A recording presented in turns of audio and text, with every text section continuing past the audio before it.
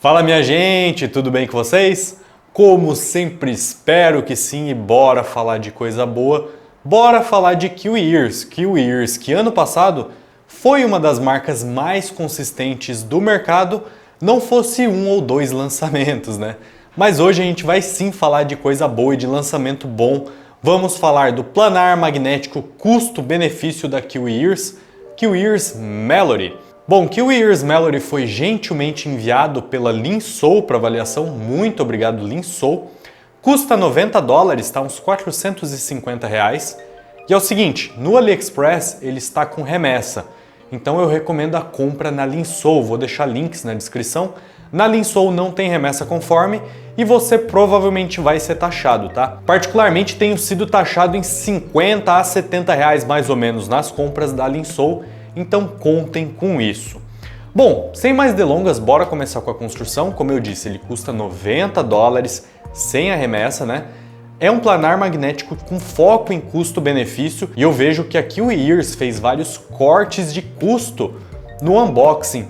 Isso não me desagrada porque assim, o som do Melody é muito bom e a construção geral do fone também é muito boa. Então, se tem um lugar que eu acho que deve ser cortado custos, é no unboxing nesse caso, né? E de forma nenhuma é um unboxing necessariamente ruim. A caixa é elegante, a caixinha toda preta da Kiwi, tá? Não chega a ser uma caixa de Marlboro, porque ela é bem maior. Dentro você tem o fone sim é muito interessante, muito leve, ergonômico, com uma pintura bem feita, preta fosca, com o logo da Kiwi. Geralmente eu não gosto de fone todo preto, sem graça, como aconteceu no caso do Caffney, mas no caso do Melody, a pintura fosca do alumínio ali com o logo da Kiwi ficou bem elegante e bem interessante para os meus olhos, né? Lembrando que sempre que você achar um fone bonito ou feio, é 100% gosto pessoal. O cabo é excelente, tá? Um cabinho marrom, padrão da indústria, não embola, não tem microfonia. Vai num caminho muito bom entre ser levemente luxuoso, mas não ser muito grosso e não ser um cabo também franzino.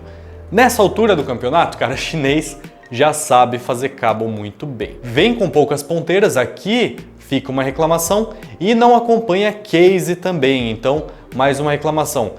Eu entendo cortar em custos, mas uma case simples de zíper seria bem interessante para esse fone, principalmente considerando que a pintura deve arranhar com facilidade. Ponto altíssimo, como eu disse, para estética e para o conforto, cara. Cara, é difícil achar fone confortável e o Melody é muito, mas eu digo muito confortável. Ele é bem levinho, cara. Essa pintura fosca, sabe aquela pintura que você passa o dedo e é lisinha? Então, no seu ouvido tem uma textura muito legal, isola bem o som, show de bola em ergonomia.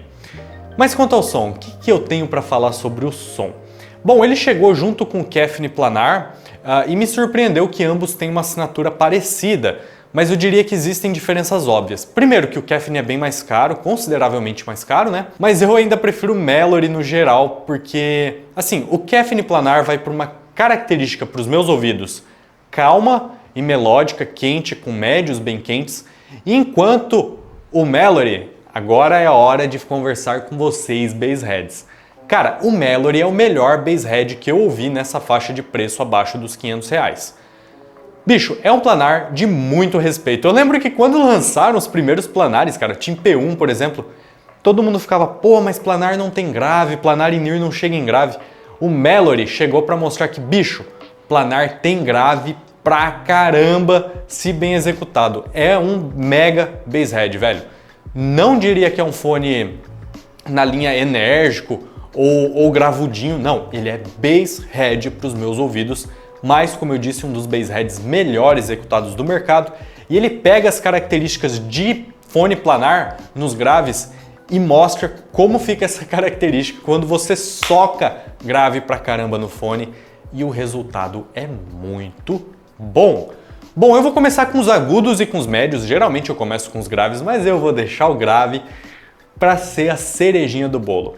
Bom, os agudos são interessantes, tá? São agudos que eu diria enérgicos. Ele é um fone levemente em V, mas considerando a massa grandiosa que ele tem nos graves, ele acaba soando calmo nos agudos. Eu não sinto pico, sibilância, metalicidade em momento nenhum, mas eu sinto uma presença interessante nos agudos. uma informação legal, um detalhamento legal, um arejamento ok, considerando que ele é um fone com foco em graves, né? Bom, detalhamento não é o ponto mais alto dele. Para a faixa de preço de R$450 ele tem um detalhamento bom, saudável, mas não é incrível. Você pega, por exemplo, o Duno Titan S, que é bem mais barato. O Duno Titan S tem uma resposta em agudos bem mais resoluta, bem mais polida, porque o Duno é um fone focado em agudos. O foco do Kiwizinho aqui é em graves. Então os agudos são bons, tá? Não são ótimos, mas são bons. Geralmente é um problema quando você tem um fone bass head ou treble head ou muito enérgico, onde o resto das frequências sofre muito por conta disso. Eu não sinto que isso aconteça com o Melody, eu sinto que ele tem tecnicalidades boas, só não são incríveis porque não é a proposta do fone, tá? Mas no geral a coisa que mais me agradou nos agudos é o fato dele ter um timbre muito coerente, eu não sinto picos e também não sinto vales, são agudos muito coerentes, só não são a estrela do show. Para quem procura uma resposta muito focada em agudos, aí eu recomendo você pegar, por exemplo, o Titan S ou algum fone desse feitio, um Rapid Go Bridge ou algo assim, tá?